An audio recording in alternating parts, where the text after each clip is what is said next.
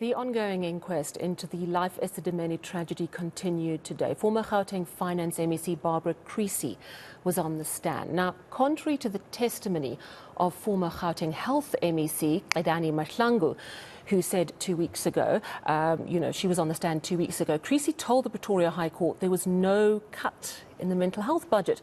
The inquest is seeking to determine who should be held criminally liable for the deaths of 141 mental health patients in 2015. eNCA's Moloko Moloto following the story, joining us in studio. Moloko, hello, thank you for joining us. Such a tragic story. These mentally ill patients, so vulnerable, transferred to inferior, substandard places, and so many of them died. 2 weeks ago, we heard from Gauteng Mahlangu, who's really the woman at the centre of this, has to answer for what she signed off on. She seemed to shift the blame to a committee that falled under the Premier at the time, David Makura. Barbara Creecy comes into play now. She, of course, is our Environment Minister. What was she back then? Explain how she fits into this puzzle.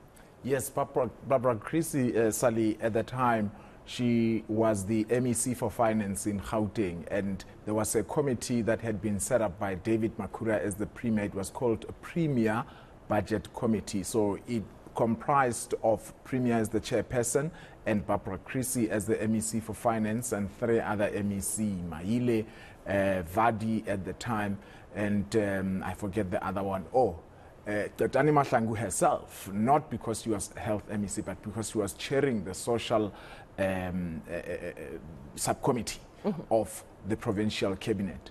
Now, a decision, she says, was taken at the level of that committee to terminate the Life Esidimeni contract.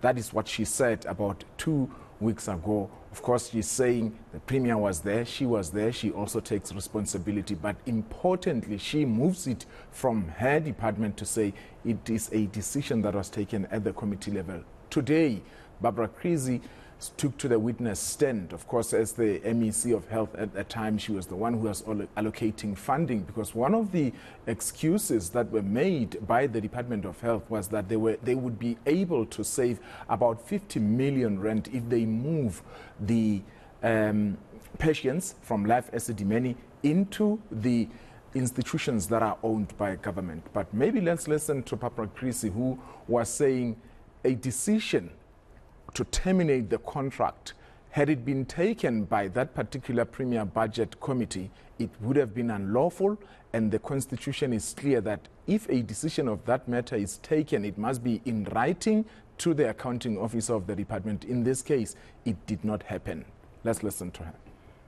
In that meeting, it was the issue of the reduction of beds at Life Esidimeni was discussed, and the decision of the meeting is that if health wishes to transfer these patients in-house to departmental institutions, because they are of the opinion that this will be a better way of providing the service and will save them money, the facility where these patients are transferred must be of the same standard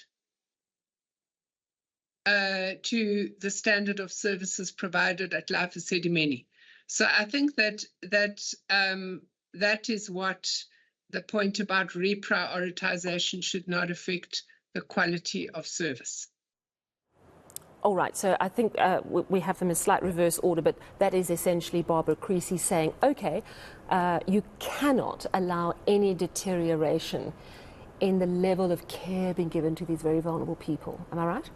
Yes, in fact, it dates back to 2014 when she was appointed the MEC of Finance. She's saying that they got a letter from the National Treasury telling them, and I suppose it was all across the provinces, but in Gauteng as well, they said to them, reduce your expenditure.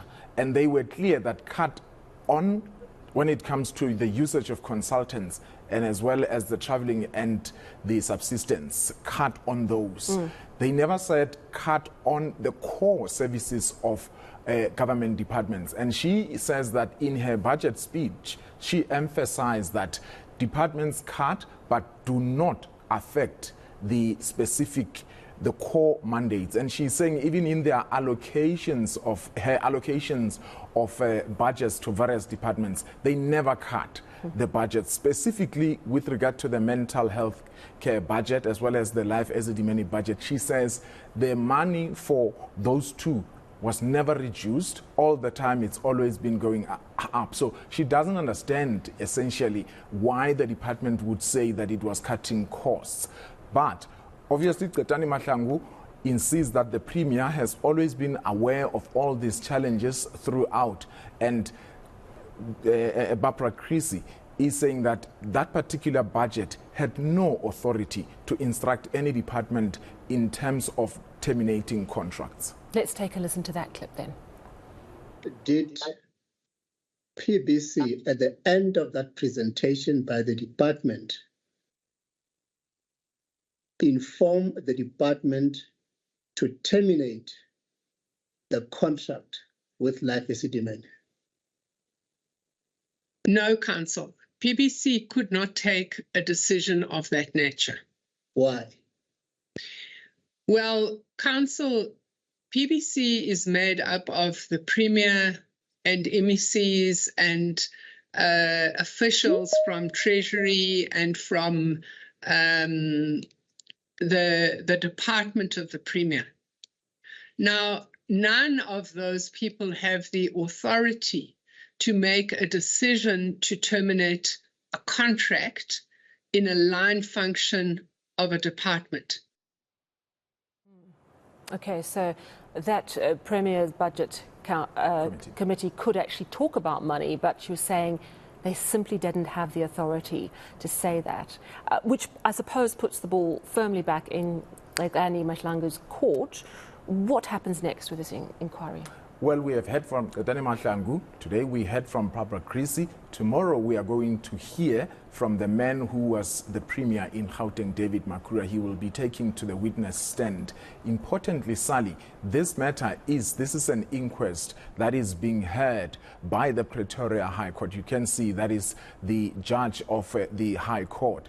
Ultimately, the main purpose of this inquest is to determine who must be held criminally liable for the death of 141 mentally ill patients who were moved from the Life Esidimeni to the NGOs that were, as we have heard from the Dr. Malakhaburu Makgoba report, that they were ill-equipped. And of course, we don't know when the court is going to determine that, but ultimately a decision will have to be taken, and somebody, we hope, will have to account. So this inquest taking us hopefully a step closer to actual criminal charges against this awful, awful consequence of the decision to move these people, these very vulnerable people, in 2015. Thank you so much for that update. It's such a crucial story that we follow through. That's our reporter, Moloko Moloto.